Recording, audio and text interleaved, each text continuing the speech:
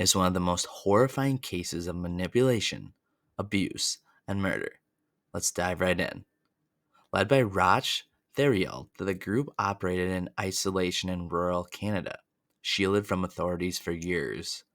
Beneath the facade of a spiritual commune lay unimaginable cruelty, exploitation, and psychological domination.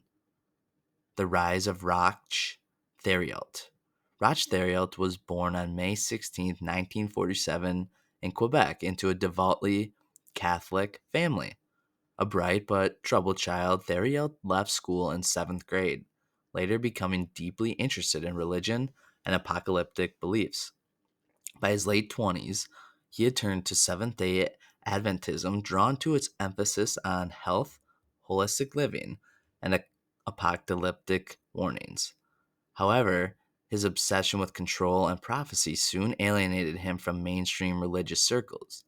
In the late 1970s, he began attracting a small group of followers who admired his charisma and seemingly prophetic visions. Among his early followers were mostly women and a few men who believed that he was divinely inspired. The formation of the Ant Kids.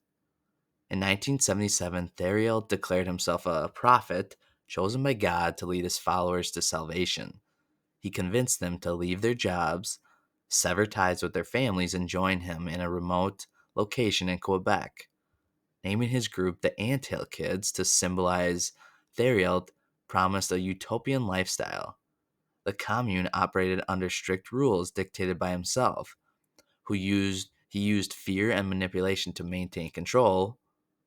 Initially, they lived an austere but peaceful existence, growing their own food and adhering to a strict health regimen.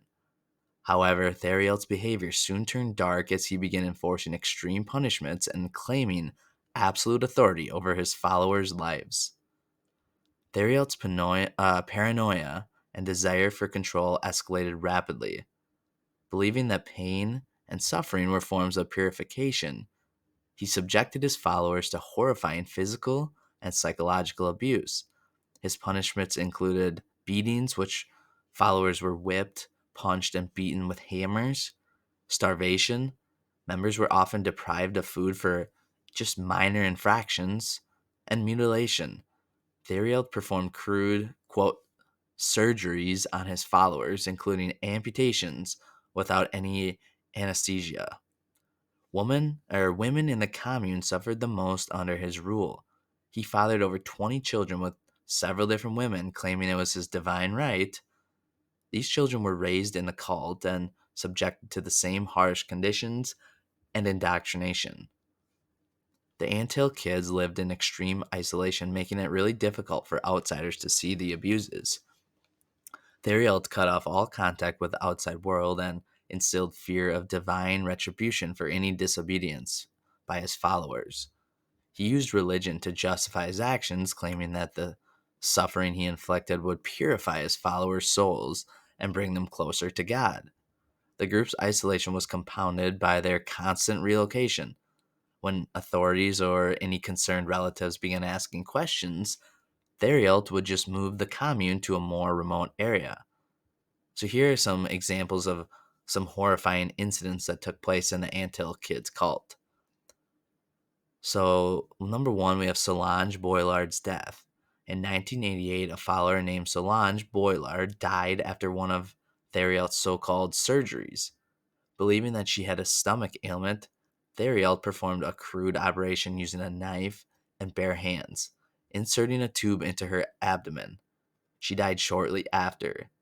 Theriault then mutilated her corpse and convinced his followers that her death was a necessary sacrifice. Another crazy incident was Giselle's finger amputation.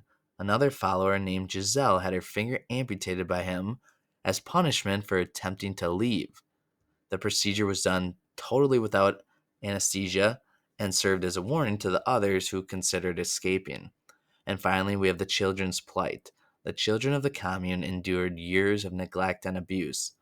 Malnourished and frequently beaten, they were also subjected to his bizarre medical experiments. The cult's downfall. By 1989, the Anthill Kids had begun to unravel. Theriault's violent tendencies grew increasingly erratic, and some followers started to question his authority. The final straw came when one of his female followers, Gabrielle, escaped from the commune after enduring years of torture, including the removal of several teeth and part of her arm. She contacted authorities, providing detailed accounts of the abuse and violence occurring within the group. Armed with her testimony, the police raided the commune and arrested Theriault in 1989. Roch Theriault was charged with multiple counts of assault, murder, and child abuse. In 1993, he was convicted of second-degree murder for the death of Solange Boillard and sentenced to life in prison. Even behind bars, Theriault maintained a disturbing level of influence, corresponding with former followers and attempting to justify his actions. In 2011, Theriault was killed by a fellow inmate, bringing an end to his reign of terror. The Anthill Kids case remains one of Canada's most crazy examples of cult abuse. Survivors of the cult have shared their stories, which shed light on the psychological and physical scars that they still carry to this day. That is the story of the Anthill Kids cult. Thanks for listening. Don't forget to like and subscribe.